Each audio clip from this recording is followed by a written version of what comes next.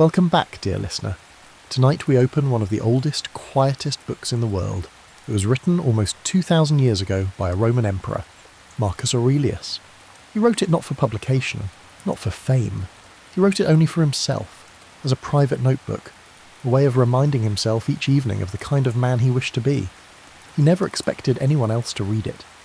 And yet, somehow, that small notebook survived, and we tonight hold it gently in our hands. It is called the Meditations. Tonight we'll walk through 9 of its quietest ideas.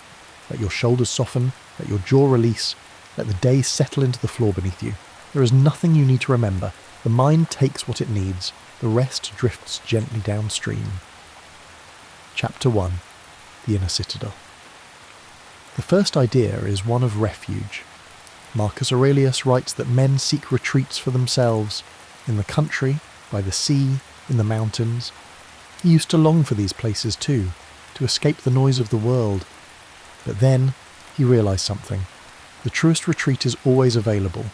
Not in the country, not by the sea, but within, inside the mind itself. Quieter than any forest, closer than any shore. This is what later philosophers would call the inner citadel, the small, fortified place inside you, where no outside trouble can reach. Tonight you do not need to travel anywhere.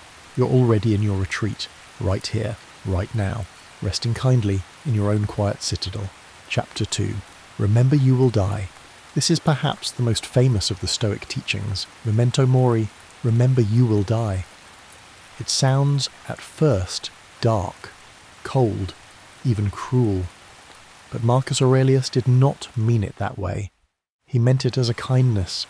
He would write to himself, often, that this could be the last day, the last morning, the last meal, the last conversation, not to frighten himself, but to soften himself, to make small things matter again, to make the smallness of complaints smaller still. Death, he says, is not a tragedy at the end of life. It is the gentle frame around it, what gives the painting its meaning. Tonight you're alive, right now, breathing, resting. That in itself is enough. That in itself is everything. Chapter 3. Love what is given. Amor fati. Love what is given. Another quiet Stoic idea. Marcus Aurelius writes again and again about acceptance, not the resigned kind, not the bitter kind, the other kind. The kind where you turn gently to face what has happened and say, yes, yes, this too. The day was difficult, yes. The conversation went badly, yes. The body is tired, yes. The plans changed, yes. He believed that the universe, in its slow turning, gives each of us exactly the experiences we need to grow. Not always pleasant, often hard, but never in the end without purpose. Tonight, whatever the day brought you, you do not need to fight it any longer. You have lived through it. It is now behind you. You can turn slowly towards rest. Chapter 4. The Discipline of Ascent. The Stoics had a curious teaching.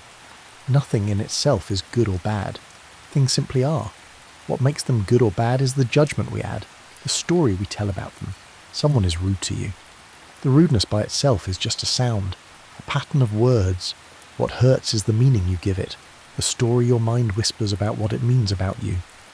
Marcus Aurelius reminded himself, daily, to be careful with these whispers, to let events arrive without rushing to label them, to choose slowly which judgments to give his consent to, and which to let pass.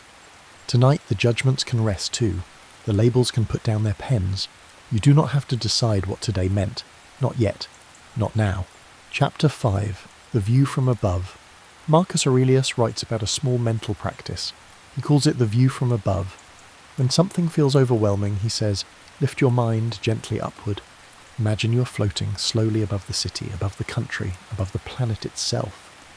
From there, the trouble that filled your whole chest a moment ago is one small dot, in one small life, on one small planet, in one vast, slow, turning universe. This is not, he insists, to make you feel small.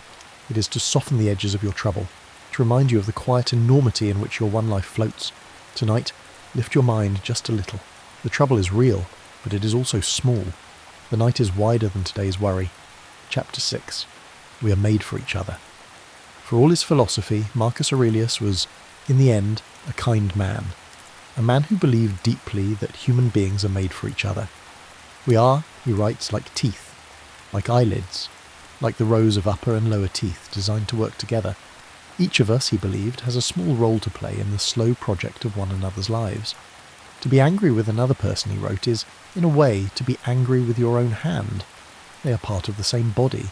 This is a soft kind of love, an everyday love, the kind that includes even those who annoy you, those who disappoint you, those who could not today give you what you needed. Tonight all of them can be forgiven. Tonight you can be too. Chapter 7. Time will pass. Marcus Aurelius reminds himself again and again of one truth, that all of this eventually will be forgotten. The emperors before him, forgotten. Their wars, forgotten. The arguments they had with their courtiers, the slights they suffered, the triumphs they savoured, all of it, forgotten. This is not in the Meditations a depressing thought. It is again a softening one. If even the great Roman emperors, with all their power, are now no one's memory, then the small things you carry tonight, the worries, the slights, the regrets, will, in time, also be forgotten. This is permission to let it go, to stop guarding what was never yours to keep. Tonight, the worry is allowed to pass. It is allowed gently to dissolve. You do not have to carry it across the years. Chapter 8. Self-honesty. Marcus Aurelius wrote often about the importance of looking at himself, gently but truthfully, not to punish, not to shame, but to see. He would ask himself, at the end of each day, what did I do well? What did I do poorly? Where did I lose my patience? Where was I kind? Where today did I become smaller than I wished to be? This was not an exercise in guilt. It was an exercise in friendship with himself. The self-honest person, he believed, has nowhere to hide, and therefore nothing to defend. They can move through the world more lightly, with less performance, with less pretending. Tonight you can be soft and honest with yourself. The day is over. Whatever you did or did not do, you can hold it, gently, without judgment. Chapter 9. Return to simplicity. The final lesson is the simplest. Marcus Aurelius writes again and again about how few things we actually need. A roof, some food, the company sometimes of the people we love, the small daily rituals, a walk, a quiet hour, a thought slowly chewed. We tend, he says, to add things to our lives, almost without meaning to. Possessions, obligations, worries, little stories about who we are supposed to be, who we are supposed to impress. But beneath all of it, the life itself is small and quiet, and almost always already enough. Tonight return gently to the simple things, your breath, your warmth, the weight of your body in this place, the end of the day, that is all, that is, in the end, enough. Let yourself rest now. The meditations will hold themselves. 2,000 years they have already kept their patience. They will keep tonight too. Let your shoulders drop. Let your hands lie open. Let the day go out through the soles of your feet and into the floor and away. Marcus Aurelius wrote a line that is almost a prayer. He wrote it to himself, but it has reached now to you. Your task in life is to be a good human being, to do today what your nature requires, and then to rest. You have done that today. You have, in your own way, been a good human being. You can rest now. Good night from the Midnight Library. Sleep well.